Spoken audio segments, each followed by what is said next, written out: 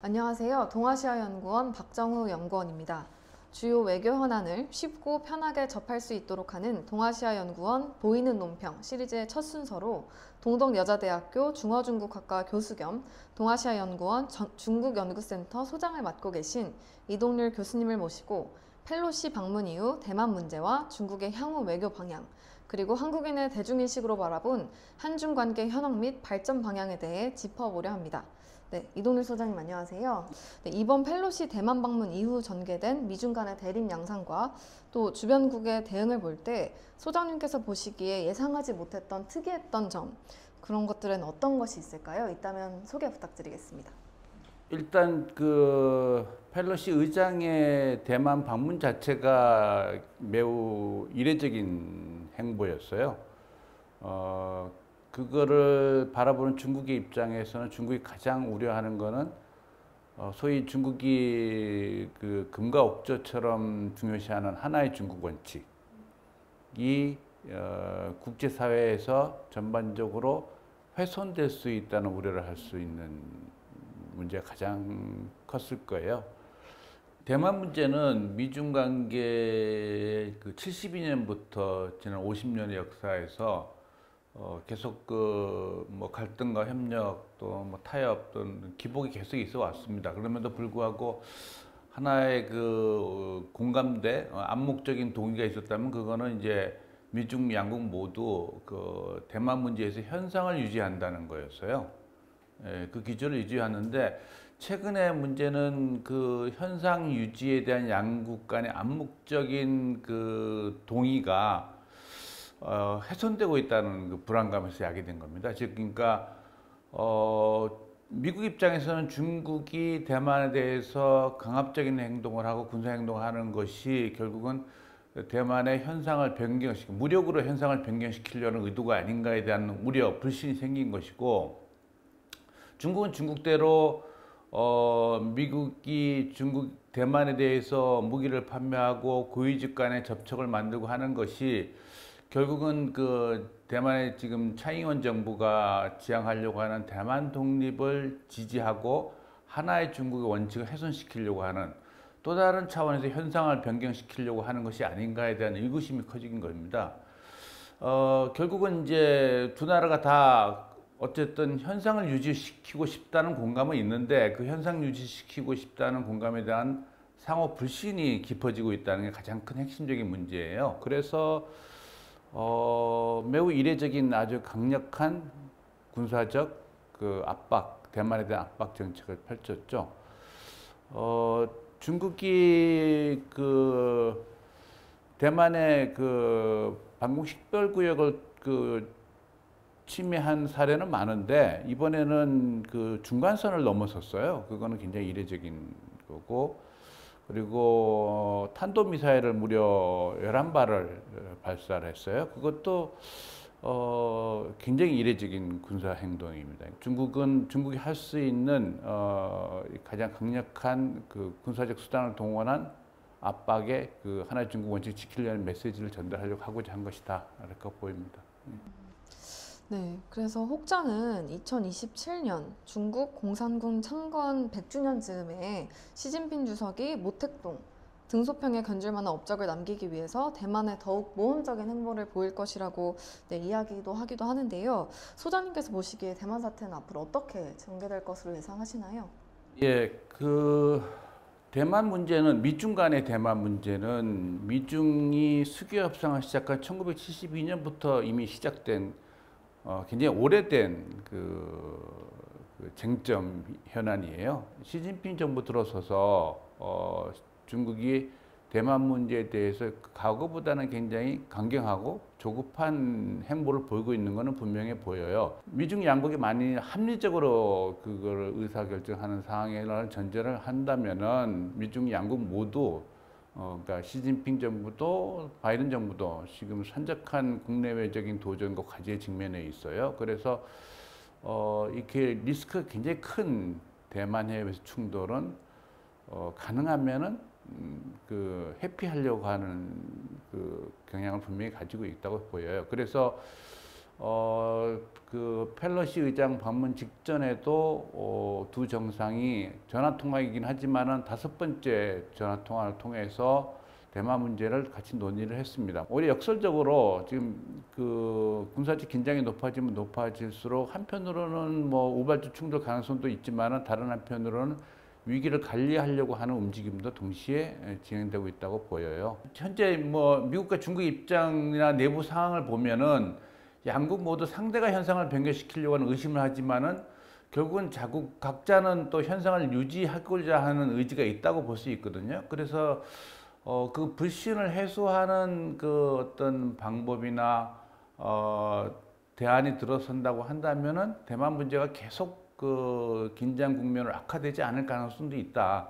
그러니까 중요한 거는 이제 서로 상이하게 의심하고 불신하고 있는 현상의 변경에 대한 의도를 어떻게 해소할 수 있는가가 관건일 것 같습니다. 최근에 이제 8월 10일이죠. 중국에서는 22년 만에 대만 백서를 새로 발견했습니다. 발견했는데 대만 백서의 주 내용은 결국은 평화통일, 대만과의 평화통일에 대한 의지를 다시 한번 강조하는 내용이 들어가 있습니다. 시진핑 정부 입장에서는 대만에 대한 군사 행동은 그 얻는 것보다 잃는 것 훨씬 많은 행보이고 합리적으로는 적절하지 않은 행동입니다. 그러니까 시진핑 정부 들어서서 그 공산당의 어떤 정통성, 정당성에 대한 그 불안감이 높아지고 있긴 합니다. 그렇지만은 그래서 중국이 대만 문제에 대해서 대만 문제가 소위 말하는 영토 주권의 핵심적인 이익이잖아요. 그리고 공산당 집권의 정당성, 정통성은 여전히 중국의 경제 성장, 중국이 소위 말하는 중국의 꿈을 실현시킬 수 있는 경제 성장을 이뤄내는 것이 핵심이기 때문에 그를 위해서는 여전히 그 미국과의 과도한 전략 경쟁은 가능하면은 지연시키고 주변 국제 환경을 안정적으로 관리하는 것이 우선될 가능성이 높다고 생각합니다. 네, 그러면 질문을 더 이어가 볼 텐데요. 저희가 최근에 한국인의 동아시아 인식 조사라는 것을 진행을 했습니다. 그 결과 미국과 중국 사이 심각한 갈등이 발생할 경우 한국은 어떤 태도를 취해야 한다고 생각하는지의 질문에 중립이 56.8%로 가장 높았고요. 미국을 지지한다는 응답이 41.2%로 이제 뒤를 이었습니다. 중국을 지지해야 한다는 응답은 2.1%에 그쳤고요. 네, 이는 2019년에 비해 중립을 지지하는 응답은 줄고 또 미국을 지지하는 응답은 더 늘어난 것인데요. 이러한 한국 국민들의 여론 동향을 혹시 어떻게 해석하실까요? 미중 사이 중립을 지켜야 된다는 국민의 의견이 다수를 차지하고 있다는 겁니다. 그러니까 미중 경쟁이 치열하고 그 한국에게 선택의 어떤 압박이 밀려오고 있다고 하는 여론이 있긴 하지만은 한국 입장에서는 그 미국과 중국 모두와 다 협력적이고 안정적인 관계를 유지하는 것이 우리 국익입니다. 그래서 그런 국익에 대한 국민의 정확한 인식이 여기에 반영되어 있다고 보고요. 2019년에 비해서 2022년에는 그 미국을 지지해야 되는 의견이 다소 높긴 합니다.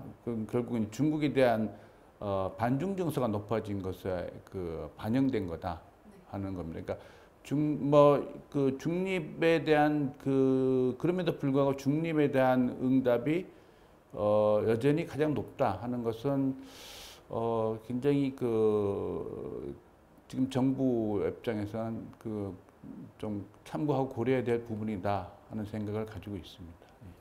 네, 그 반중 정서에 대해서도 말씀을 해주셨어요. 한국과 중국과의 관계가 어떻다고 생각하는지에 대한 질문에 51.2%가 보통이다, 37.6%가 나빠지고 있다고 답변을 했습니다. 또 미래 전망에 대해서는 현재와 같을 것이다가 59.9%로 압도적으로 높게 나타났는데요.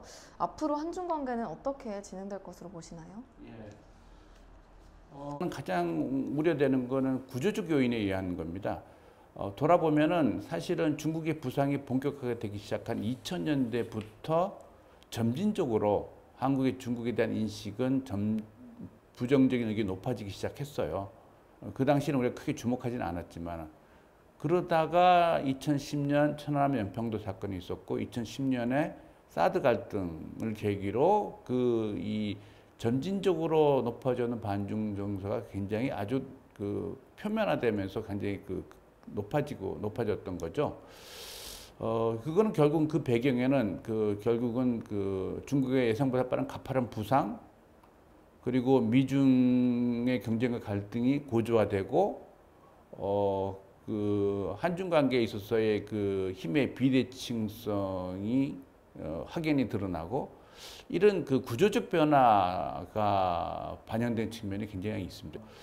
한편으로는 이제 그 현상적 요인에 의한 것도 있습니다. 예를 들면은 인접 국가 간에 발생할 수 있는 초국경의 그 어떤 비전통 안보 도전 문제, 예를 들면은 미세먼지, 기후 변화, 그리고 최근에 코로나 팬데믹 같은 질병 문제 등이 이제 반중 정서를 야기한 부분이 있습니다. 이 부분은 오히려 역설적으로 이 부분이 한중 간의 협력이 필요하다는 걸 상징하는 주 내용이라고 볼 수 있고, 이 부분은 한중 간의 새로운 협력의 분야로 확장시켜 간다면은 반중 정서를 해소할 수 있습니다.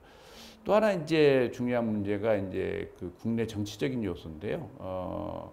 중국의 부상과 더불어서 중요한 그동안의 한중 관계 30년에 주목하는 변화는 뭐냐면은 한중 양국 간의 체제와 가치의 괴리, 이질성이 더 확장됐다는 거예요. 예.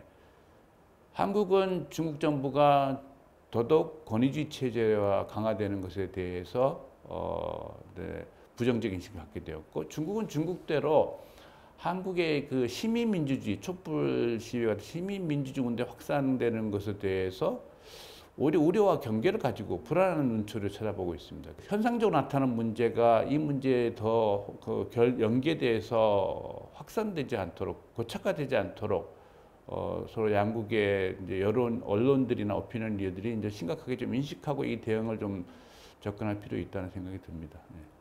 소장님께서 말씀해주신 대로 한국의 반중 정서가 되게 급등하게 된 것은 사실 사드 문제를 이제 빼놓을 수 없을 것 같은데요. 저희가 설문조사에서도 사드 배치에 대해 어떻게 생각하는지에 대해 물어봤습니다. 이에 대해 58.4%의 응답자가 가장 높은 비율로 이미 배치된 사드 운용은 정상화하되 추가 배치는 반대한다, 이렇게 답변을 했습니다. 어느 정도의 균형을 유지하고 합리적인 선택을 지지하는 듯한 모습인데요. 사드와 관련해서 한국 정부가 어떤 식으로 입장을 정리하는 것이 좋을지 의견이 있으신지, 또한 윤석열 정부의 대중 정책은 어떻게 진행될 것으로 예상하시는지 이것에 대한 답변 부탁드리겠습니다. 사드 갈등의 본질은 사실은 북한의 도발에서 시작된 문제입니다. 북한의 도발에 직면해서 한국의 입장에서는 거기에 대응하기 위해서 사드라는 그 카드를 꺼내 들었지만은, 중국은 그 사드라는 카드가 미국이 중국을 견제하기 위한 수단으로 활용될 수 있다는 안보 우려를 표명한 겁니다. 결국은 이것이 주는 교훈은 뭐냐면은 북한의 그 도발이 발생하면은 바로 이것이 곧바로 우리가 원하지 않는 미중 간의 한반도에서의 경쟁과 갈등으로 빠르게 전환되면서 오히려 한국이 굉장히 어려운 상황을 초래한다는 것입니다. 그래서 그 여론의 결과가 보여주듯이 이미 배치되어 있는 사드에 대해서는 운영을 하지만 또 추가 배치를 통해서 중국과의 그 어떤 대립 갈등을 확장시키지 않아야 되겠다는 생각을 보여주고 있는 거고요. 지난번 소장님께서 작성해주신 글로벌 NK 논평에서도 이제 한국은 북핵 문제에 있어 중국이 취할 수 있는 입장을 냉철하게 분석을 해야 되고, 이를 기초로 한국은 대북 정책을 추진해야 된다, 이렇게 말씀을 전해주셨어요. 근데 저희가 이번에 진행했던 설문조사에서도 한국 국민들의 42.7%가 북한을 대화 및 협상 테이블로 나오도록 중국이 장려를 해야 된다, 이렇게 응답을 한 바 있는데요. 이에 대해서는 어떻게 해석을 하실까요? 예, 그 한중 수교가 30년이 되었지 않습니까? 근데 30년의 역사를 좀 단순화시키면은 한국 입장에서는 그 대중 외교의 그 절대적 비중은 북핵 문제에 초점을 맞췄다 해도 과언이 아닙니다. 그래서 북핵 문제 중국 역할에 대한 그 일종의 과잉 기대에 대한 회의론 같은 것이 지금 일어나고 있긴 합니다. 근데 돌아보면은 그 중국이 북핵 문제에 있어서 나름의 굉장히 중요한 역할을 한 사례들이 있습니다. 2003년에는 중국이 셔틀 외교를 활발히 전개해서 육자회담을 처음 주도했고, 2017년에는 미국이 주도하는 유엔 안보리 제재 결의에 굉장히 빠르게 아주 강력하게 참여해서 이 중국이 북한을 압박했던 사례들이 있습니다. 미국이 북한에 대해서 강력한 물리적 군사적 행동할 가능성이 상정되었었기 때문이죠. 특히 북한 체제가 위기에 봉착했을 때 하는 사례고, 또 하나가 이제 94년 제네바 북미, 중국이 배제된 상태에서 북미가 제네바 합의가 이루어져요. 그랬고 2018년에도 기억하겠지만은 차이나 북미 정상회담, 남북 정상회담이 막 전개되면서 오히려 차이나 패싱 얘기가 나오기 시작해요. 두 번의 사례에서도 중국은 움직이기 시작해요. 한반도 통일 또는 평화체제 수립 같은 굉장히 장기적이고 중국이 수용하기 어려운 이슈에 대해서 역할을 요구하면서 이제 해이론이 발생한 것이거든요. 그러니까 중국 역할에 대해서 너무 과대평가해서 과잉 기대하는 것도 문제지만, 동시에 차이나 패싱 얘기가 나올 정도로 중국의 역할을 무시하거나 간과하는 것도 또 하나의 그 오류라고 보여요. 그러니까 중국이 할 수 있는 역할, 하고자 하는 역할, 우리가 견인할 수 있는 중국의 역할을 정확하게 냉철하게 파악해서 그를 근거로 해서 중국의 역할을 할 수 있도록 여기서 여론에서 나온 것처럼 북한의 대화 협상에 끌어낼 수 있도록 할 수 있는 여지는 분명히 있다고 생각해요. 이 부분에 대해서는 중국이 분명히 한국과 같은 입장에 있고 역할을 할 수 있는 부분이 있다고 생각하고, 이 부분에 대해서 한중 간에 좀 더 긴밀한 전략적 소통이 지금 필요한 시점이 아닌가 하는 생각이 있습니다. 네, 말씀하신 대로 정확히 파악을 하고 또 저희가 중국을 어떻게 보면 한국의 한반도의 그런 평화를 위해서 또 적절하게 활용할 수 있도록 계속해서 소통을 이어나가야 될 것으로 보이는데요. 네, 이제는 앞으로 향후 진행될 한중 관계 또 어떻게 해나가야 될지에 대해서 여쭤보려고 합니다. 아까도 논의를 했었지만 사실 한국인의 70.3%가 중국인에 대해 좋지 않은 인상을 가지고 있다, 이렇게 답변을 했죠. 근데 이런 답변에도 불구하고 한국과 중국의 향후 협력 방향에 대해서는 43.7%가 경제 중심의 기능적 협력을 강화해야 된다, 이렇게 답변을 했습니다. 그 뒤를 이어서 전방위적이고 포괄적인 협력 관계가 30.2%, 안보 협력 및 위기 관리를 위한 소통 강화가 16.5%로 뒤를 이었는데요. 교수님이 보시는 바람직한 한중 관계는 무엇이라고 생각하시는지, 또한 향후 한중 관계는 어떻게 진행될 것으로 보시는지 말씀 부탁드리겠습니다. 국민의 여론이 그 복잡한 국제 정치 현실을 너무 정확하게 잘 이해하고 파악하고 거기 적합한 방안들까지 제시하고 있다는 생각이 들어요. 사실은 지난 30년간 비약적 발전을 이끌어 왔는데 그 내용은 주로 핵심적인 것은 경제 협력과 인적 교류입니다. 실제로 한중 관계는 수교 때부터 체제와 가치를 달리하고 있음에도 불구하고 이런 기능적 협력에 초점을 맞춰서 협력을 건의해 왔던 것이죠. 그런데 문제는 지금 그 한중 간의 경제 협력이 최근 4개월 동안 우리의 그 대중 무역의 적자가 발생하는데 경제 협력이 굉장히 약화되고 있어요. 한중 관계가 회복되기 위해서 우선 중요한 거는 새로운 이 협력의 동력을 확보하는 것, 협력의 분야나 협력의 동력을 회복하는 것이 가장 중요하다. 두 번째는 위기 관리와 소통이 굉장히 중요하다는 생각입니다. 한중 관계는 아까 얘기했던 기능적 협력에 초점을 맞춰서 발전해 왔기 때문에 상대적으로는 내실화가 부족하고 그 어떤 관계의 축적이 마련되지 못한 취약성이 있습니다. 그런 상황 속에서 2008년 이후에 국제사회 구조적 변화가 급격하게 진행됐고, 그 구조적 변화는 아까 말씀드린 대로 미중 전략 경쟁의 고조와 북핵의 고도화라는 도전입니다. 결국은 한중 양국이 할 수 있는 것은 이런 위기와 도전에 직면했을 때 양국 간의 긴밀한 전략적 소통을 통해서 위기를 관리하고 오해나 왜곡을 최소화하면서 이 관계를 안정화시키는 것이 초점이거든요.